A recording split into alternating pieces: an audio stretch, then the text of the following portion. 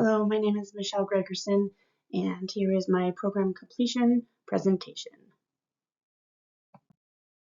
My key takeaways from the program was a saying, changing from what is wrong with you to saying what has happened to you.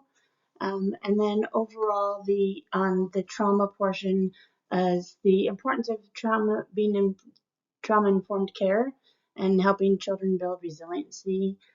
That's important to recovery. And also behavior is communication.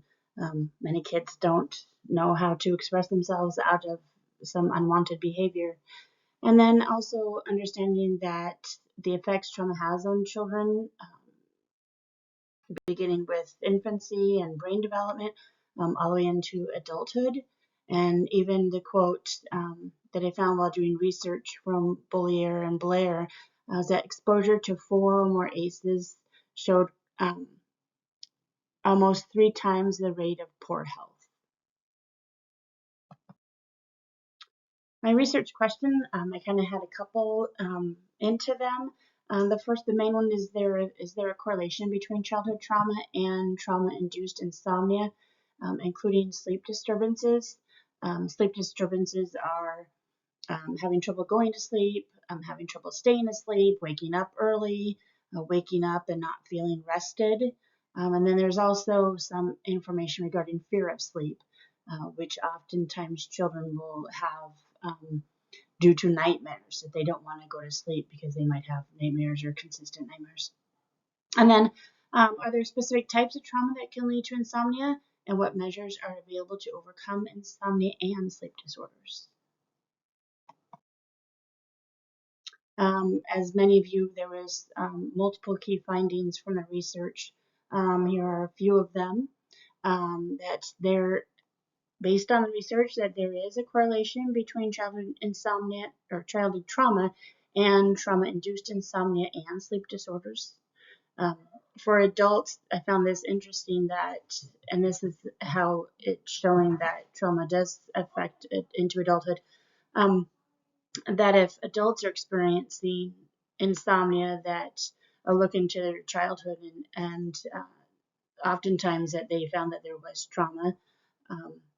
And then exposure to interpersonal violence was the largest risk for insomnia symptoms, and that was such as rape was the largest risk overall. And then insomnia was the most reported type of sleep disturbance among children, and that studies have shown that there's at least a 20% greater risk of insomnia and insomnia symptoms among adolescents exposed to maltreatment during childhood. It's also shown that early childhood trauma has a greater impact on sleep disturbances and insomnia than any maltreatment in middle childhood. And then also for recovery, there was a therapy that included insomnia and as well, in addition, for nightmares as well.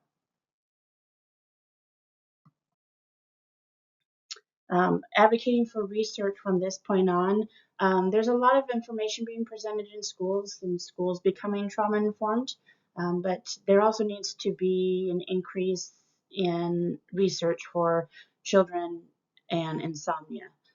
They have started going, or there's a lot of information regarding trauma-induced insomnia in adults, but not a whole lot in children. So that would be something that would need to be advocated for. Children who are suffering from insomnia, look at their history, their current history, and see if there's trauma involved.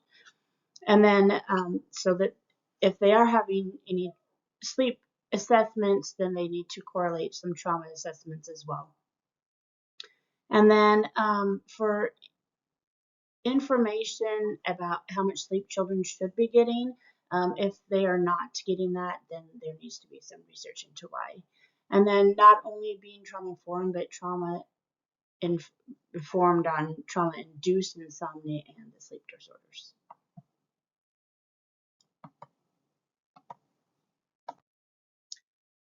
Personal applications I took from this program. Self-care is so important. Before this, I often didn't do that. I did things for others and for my daughter, and did what I needed to do at work, and took care of myself last. I realized that I can't be there for others and be supportive of others and help others if I'm not there for myself. This has also been a big confidence builder for me. School's always been a little harder for me, but this has shown me that it took many, many, many hours, but I was able to do it and complete it, and we did it. I've also learned to prioritize things and not worry about things, especially with work, and I was always bringing work home. I instead did, this program on the nights and weekends. So I've learned that everything is an emergency, that work will still be there the next day. Professional applications I'll continue my community building. It's important that you take the time to do it each day.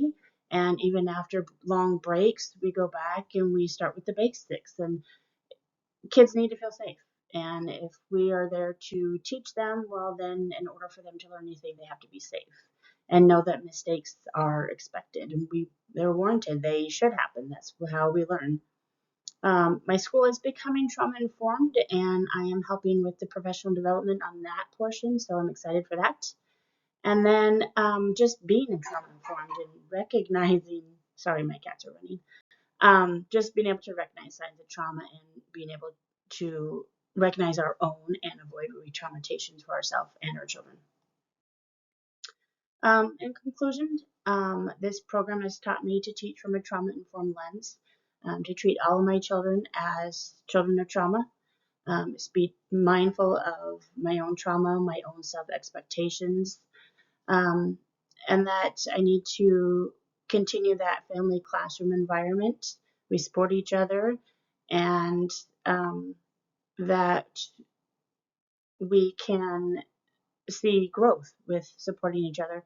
I also believe that this program should be necessary for any profession that works with children. I have learned the whole effects of trauma, starting with infancy and development all the way into adulthood, and that it can all be prevented. So I think with more knowledge out there, more resources that are available, then there wouldn't be such a prevalence of trauma kids in our schools. And my references. Thank you.